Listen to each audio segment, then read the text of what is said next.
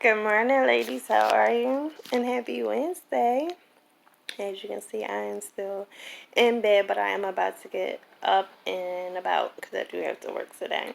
Um, Again, happy Wednesday. We are halfway through the week, and I hope it has been good for you. If not, I hope it changes. We still have, 2 more days. So it definitely has the potential to get better. I just wanted to come to you because I haven't come to you. I haven't posted in a couple of days, and that was not intentional. And I've just been having a really good morning. Yesterday, I was able to go see. I don't know if you guys ever heard of. Well, I think we've all heard of T.D. Jakes. I got the opportunity to see oh gosh, his sister, his daughter yesterday. Sister Sarah Jakes Roberts, and she is the bomb, the bomb, the bomb. If you've never heard her, go check her out on YouTube. Go follow her on Instagram. Sis is fire, and I'm not just saying that. But I was coming to you this morning because I just finished like I tried it before I start my day. I try to just read a little bit of the Bible. Um, Not because I'm, so perfect, but because it truly, definitely helps my day go smoother. It helps my day be more peaceful. It helps me react a different way than I may have, if I didn't word up in the morning. And I read Colossians 1 through 3, and I'm going to uh, attach an image of those for those of you who aren't familiar with it. And it just talked about, since, now that, you are living in Christ, you are a new creature, and you have this, not just living this new life, but you have a new life because of God. And how, yeah, things in life may happen, but don't allow it to consume you and bring you down.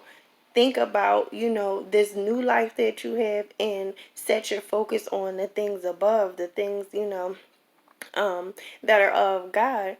And a really, really dope person in my life introduced me to what is called the Recovery Bible.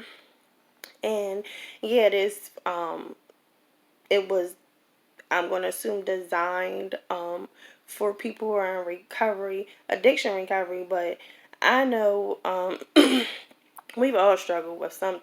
And I don't care if it wasn't drugs or alcohol or whatever.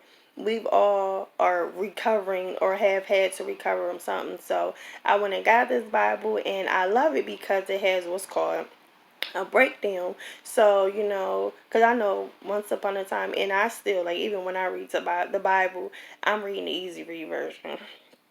Because honestly, I just didn't understand.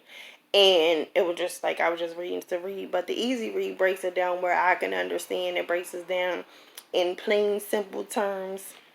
And in the Recovery Bible, it has what's called a breakdown. So, after you read the verses, it will give you a breakdown and like kind of pit it how you and I. And it was cool because it reminded us, like Paul wasn't saying, oh, deny the harsh realities which are this life. There are some hard things that may be going on in our lives right now, or has been. And even if it's not happening in our lives, I mean, look at the news. So there are some harsh realities down here, but it it told us that how we look at things, and if we see things from a different perspective, that will make all the difference. And that is so true. And it's funny because that's the second time I heard that this week, that perspective can make all the difference. And I've learned that. I'm trying to practice that. I don't always get it right, but that's just something I learned, and it helps me this time. And like I said, I've heard it before, and the times when I was able to, in that moment, stop and think about, look at it in a different perspective. It is helpful, and it does. I mean, A different perspective can give you peace in the midst of a chaotic situation. Um, a different perspective could give you joy in a hard time, losing your job, but being excited about, okay, I lost that job, but shoot, I could get a better job, a job I love. Just perspective definitely helps, and it's not always easy to, when something bad is happening, to um just dig a little bit to see what is the brighter side to this. Does this thing have a bright side? And I do believe all things do. um so again, I just wanted to share that with you, because some of us may be actively going through something right now, and it doesn't have to be something big. We can, like I said, I haven't left for work yet, and I'm about to be driving, so we in traffic and somebody cuts us off, or somebody at work rolls their eyes or whatever, we can either be ruffled and no, she didn't, no, he didn't, or we can choose to ignore it, not even worry about that, not even focus on it, and I can focus on what I'm going to have for lunch today. So just don't be controlled. Don't allow things to control us, but to remember we have control. We are in control of how we feel, what we allow to bother us, how we choose to see things, how we choose to um, operate in certain situations. So again, I just wanted to share that with you. I hope you all again have a wonderful, as they call it, hump day.